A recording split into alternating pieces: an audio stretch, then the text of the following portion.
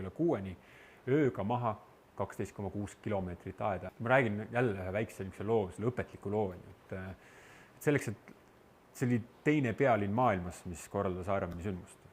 Pealinnas sa paned ju kinni teid ja igasuguseid asju.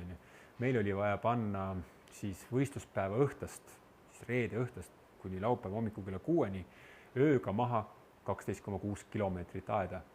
Metallaeda koos kividega. See oli, kui me ei eksi, kas ta oli 5 rekkat või. Ja kuna meil partnerit ei olnud, siis me pidime seda tegema nagu ise juhtima ja siis õnneks oli meil kaitsejõududest inimesed abiks. Ja kogunesime siis linnahalli parklas seal, mul oli seal vist 80 kaitseväelast ja 4 siis tiimijuhti, kes nüüd juhendas. Ja hommiku kella 6 jõudsime sinnamaani, et meil oli veel panna vist kas 4 kilomeetrit. Kaitseväelased ütlesid, kuule, meil hommikusöögi aeg, me nüüd lähme. Ja siis ma olin üksinda plätudega lennusadama juures rekka otsas asju maha võtmes ja ütlesin raadiost, kuule, kas kedagi on veel, kes appi saab tulla. Ja siis tulid meil vetelpäästjad ja igasugused muud tegelased ja me saime niimoodi rattaraja maha, et kui Marko Albert esimesena rattarajalt tuli, siis motohunt enne Vabaduse väljakule saabumist tõmbas viimase aia veel eest ära, et ta saaks läbi sõita. Et nagu vedas. Ja siis oli küll hetk, kus ma istusin lennusadama või selles linnahalli parklas Circle K juures autos.